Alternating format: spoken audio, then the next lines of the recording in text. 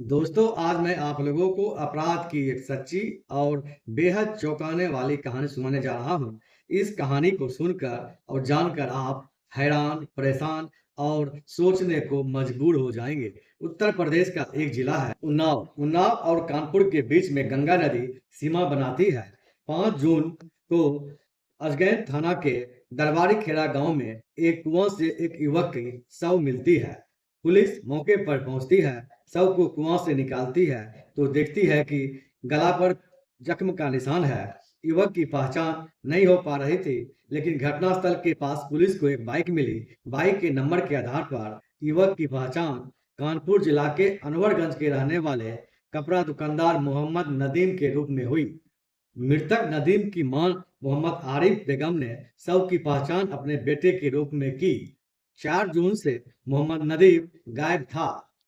मृतक नदीम के मामा मोहम्मद ताहिर हुसैन ने अज्ञात बदमाशों पर अपने भांजा की हत्या करने की एफआईआर दर्ज कराई और पुलिस मामले की जांच में जुट गई।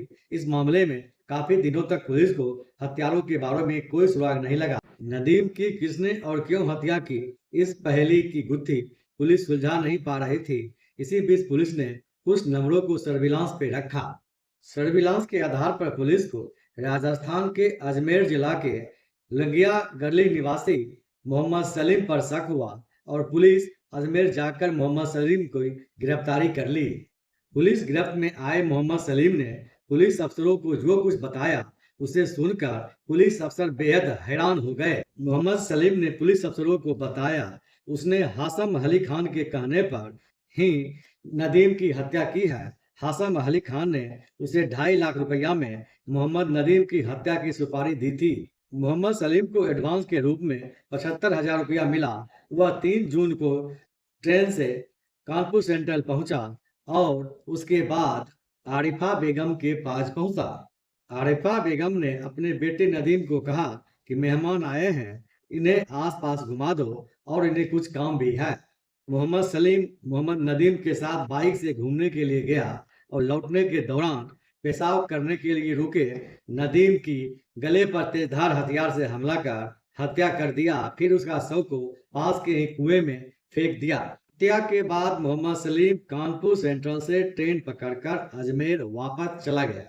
मोहम्मद सलीम के बयान के बाद पुलिस ने अजमेर के कोटरा निवासी हासम अली खान को गिरफ्तार कर लिया और जब पुलिस ने हासम अली खान से पूछताछ की तो और चौंकाने वाला खुलासा हुआ। हासम अली खान ने पुलिस अफसरों को बताया कि उसकी सालों से आरिफ बेगम से प्रेम संबंध है। आरिफ बेगम हासम अली खान से शादी करना चाहती थी। वह अपना सारा जमीन जायदाद और दुकान बेचकर अपने प्रेमी हासम अली खान के साथ रहती थी, जिसका विरोध उसका बेटा मोहम्मद नदीम कर रहा था। इसी बात को लेकर लगातार मां और बेटे के बीच लड़ाई झगड़ा हो रहा था। लड़ाई झगड़ा से तंग आकर हासिफ बेगम ने अपने प्रेमी हासम अली खान को कहा कि मेरे बेटे को मरवा दो, अब इससे निजात पाना है, तभी हम तुम्हारे साथ प्रेम पूर्वक रह सकेंगे। अपनी प्रेमिका के कहने पर हासम अली खान नदीम की हत्या के लिए तैयार हो गया और उसने अपने परिचित मोहम्मद सलीम को नदीम की हत्या के लिए सुपारी दे दी। इसके बाद योजनाबद्ध तरीके से तीनों ने मोहम्मद नदीम की हत्या कर दी। पुलिस अफसरों ने बताया कि मां आरिफा बेगम काफी शातिर है। उसने हत्या और हत्या के बाद मोबाइल का उपयोग नहीं किया। पुलिस कभी भी मां आरिफ बेगम को पूछताछ के लिए बुलाती थी तो वह बार बार थाना पर बेहोश हो जाती थी।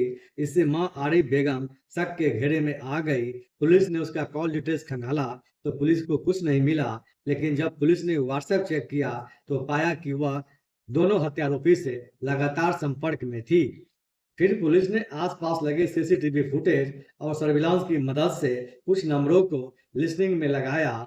इसके बाद पुलिस को सुपारी किलर की पहचान में सहायता मिली।